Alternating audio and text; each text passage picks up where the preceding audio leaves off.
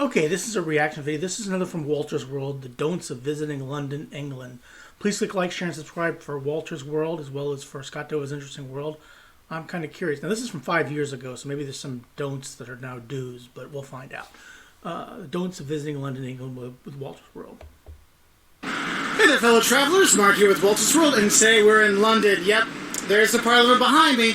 And today what I have for you are a few don'ts of visiting London. Because we always have the things you should do when you go places. Now I want to give you the things you don't do when you go to London. And the first thing is don't root for Tottenham Hotspur. Never root for Tottenham Hotspur. They're the Devil's team.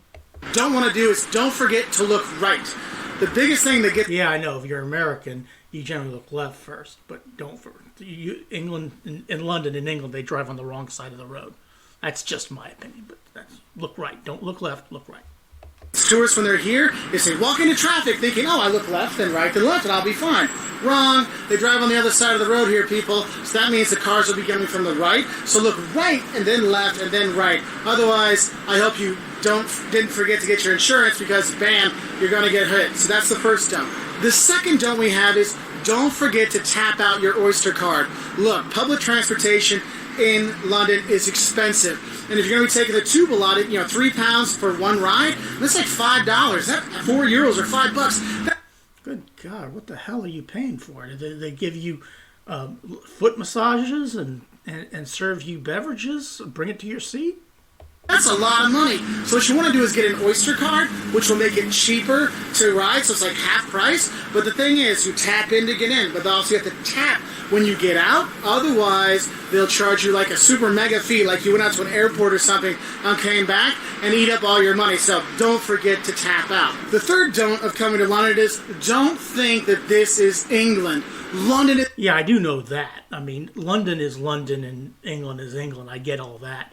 But yeah, this is probably a good point. Go out and see the countryside a little bit. It's an international city, and you've got people from all over the world. So you've got great Chinese food, you've got great American food, great Mexican food. You got people from... Yeah, I know London's a very international city, much like New York City in the United States. All over that work here, live here, have children here. This is a super international city. I mean, for me, it's the most international city in Europe with all the different people that come here and mix and stuff and match and have a great time, but also work and live. And the thing is, people come expecting the Downton Abbey kind of England, Britain kind of stuff. London isn't like that. London is a vibrant, modern city of true Europe because of all the people coming from all over Europe to work here. So don't think that it's just England here. It is so much more than that. But don't worry, you can still have your high tea at 4, and you can have your picture in the phone booth and those kind of things, and wave at the Queen and see the change of the guard. They do have those really good English things, but don't think it's just England here. But like this is 5 years ago, so obviously the Queen, God rest her soul, is no longer with us. So big wave at the King.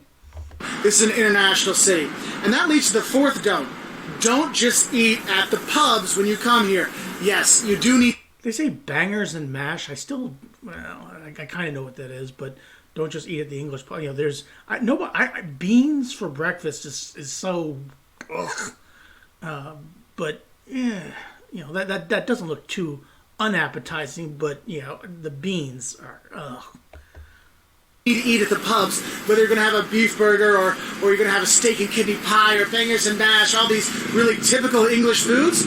But the thing is, London gives you the opportunity to explore. Remember I talked about all those different nationalities here? There's that many nationalities of restaurants as well. And you have fantastic restaurants here in London. And the thing is, this place is expensive. But the difference between expensive and not as expensive and medium price ones aren't that much, so you can actually eat a decent meal, go a little bit higher and have the better version of the meal than other places, so there is that. But I've heard English food isn't the best in the world, so if English food is crap, what's better than crap? Higher form of crap? Okay, but I could be wrong. I've never been there. My brother has been before, and this is where I get a lot of this information from, so blame him, okay? And that kind of goes in with the fifth don't we have is don't expect to go home with a lot of money in your wallet, okay?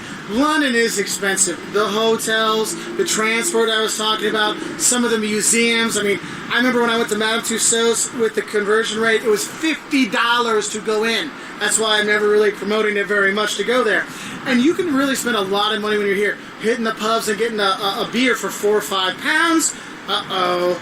That's like $7 or $8. It adds up really quick, especially when you got a nice day like today. You're going to be out with the pubs having some drink. Wow, look at that. For an adult to go into the Tower of London, 21 pounds and 45, family 57.20, children under 5 free. My goodness. Huh.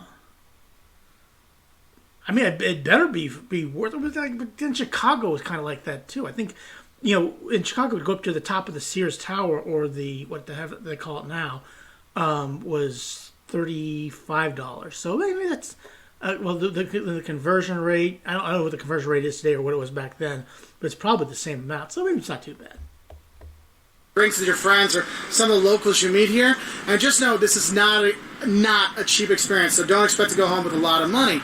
That's why I say for number 6, don't forget about the free stuff. There's a lot of great free museums and free things to do here in London. My favorite, the British Museum. It's free to go. You can see the Rosetta Stone, how they figured out how to read hieroglyphics. You can go see, the sarcophagi of the Egyptian pharaohs. You can see the Greek stuff. You can see all kinds of things from all over the world there, and it's one of the coolest museums you can go to. That's one thing I do want to go to is the museum in London. I'd like to go, period. But yeah, I need a little bit more do-re-mi to do something like that. But yeah, and Tottenham Hotspur still sucks, but nevertheless. I have a one-track mind when it comes to that. Whether you're young or old, you will love it. It is just that awesome a museum. But there's not just that. Yes, going and seeing Big Ben and Parliament, just going by like, wow, you had that kind of vacation moment. Look, kids, Big Ben, Parliament.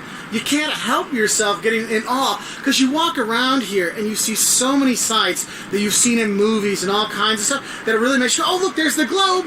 Yes, it costs a lot of money to go in, but it's free to look out from the outside. Mm-hmm. Go watch the changing of the guard in the morning, at Buckingham Palace. There's all kinds of cool free stuff, so don't miss out on that because you don't always have to spend a lot, okay? Yes, sometimes it's worth the money. Going to Westminster Abbey and paying to go in there, that is worth the money. Other things might not be.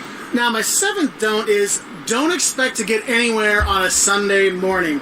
This is for my European travelers that are going to be using Ryanair and EasyJet, and they're going to have those early morning flights, like 6 a.m. from Stansted or something like that. Sunday mornings in London, it seems like it's when they're always doing construction on a train track or maintenance on a... They don't. It's not too dissimilar from the United States. Public transportation and everything is still going about it and stuff. But not a lot of people are out on Sunday morning. A lot of people are home from work, and out where when I go to work in the morning, it's generally crowded. But on Sunday mornings, it doesn't get busy at all. So it's probably not too dissimilar from any place else. Tube line or things like that, and the tube lines. I'm not saying it's exactly like every place else, but it's just not too dissimilar. Stuff like that might not be working, or you might not be able to get to the tube to connect to the train and those kind of things. So if you have a chance, choose a flight later in the day on Sunday to fly out. I'm actually flying out on a Sunday here, and I got a 2:30 flight because I knew if I took that 8 o'clock in the morning flight, I might end up taking a taxi out to Stansted for £100, okay? Now, the thing is, if you want, save money in terms of those airports, a lot like TerraVision, there's other kinds of other bus companies that'll go between the airports. They might go from Victoria Station, but you still have to get there, and getting that cab at 5 in the morning or 4 in the morning from from Greenwich to there, that can add up as well and actually cost more than your cheap flight ticket, okay? So be careful with that. The 8th don't I have is don't mess up with the queuing. Look, Brits and English people in general are very much polite, straightforward people. Your please and thank yous and your sorries. I've noticed that about Brits. Even when you tick them off, they sound. I think the language, not that they speak English, I get that, but the accent they have, they always sound so polite. Even when they're angry, they sound polite. And even if you screw up and they correct you, they sound polite. It's almost like. I don't know if they know it any other way. They just sound so smarter. But yeah, I can understand that. Make sure you bring your manners, but especially when it comes to queuing or forming a line, the Brits love their lines and they follow their lines. And if you get out of line or try to button line or cut in line, you'll... Yeah, it's funny because in the United States, if I'm standing in line and my buddy is parking the car, do something like that, and a line forms and there's like 5 or 6 people behind me, and he walks up and stands up next to me, nobody says anything. Nobody complains. I wonder if it's in England, if that situation is okay and that occurs. If they say no, you can either choice. Either he stays back there by himself, or you go join him back there, or what. I don't know. I mean, I said, yeah, I can understand that. You will suffer the ire of the Brits, okay, of the Londoners. So make sure you do mind your P's and Q's, and also the P's and Q's meaning what you say, but also the Q, the line, okay? So those are my don'ts of visiting London. What are some things you recommend that tourists don't do when they are here? Don't root for Tottenham Hotspur. That's he said that was the 8th one. That's the 9th one. Don't root. That's the 9th and 10th one. Don't root for Tottenham Hotspur. Root for Arsenal. Yeah. Number 9. Don't root for Tottenham Hotspur. Rule number 10. Root for Arsenal. And I don't have anything really strong against Tottenham Hotspur. They're just not as good as Arsenal, and there's nothing wrong with that. There's a whole slew of clubs that aren't as good as Arsenal. So it is what it is. Please put in the comment section below so we can have some more don'ts to help out tourists. If you want to learn more, 5 things you love and hate about visiting London, 10 things that'll shock you about London, what you should know before you come to London, I think you get the idea. They're all on our website at waltersworld.com. We're also on Twitter, Facebook, Instagram, YouTube, all these things. And we appreciate all your followings, all your subscriptions, all your likes. It means the world to us. And I just want to say thank you. And we hope you have a great time here in London. And don't forget to have a great time. But I don't think you will forget. All right. And that was great from Walter's World. Please click like, share, and subscribe for him as well as Scott Dover's Interesting World. And really, if you stayed all this way to the end, I'll apologize to Tottenham Hotspur fans. I'm just teasing, okay? I have nothing really against you guys. I really don't. But thanks for watching. Have a good rest of your day.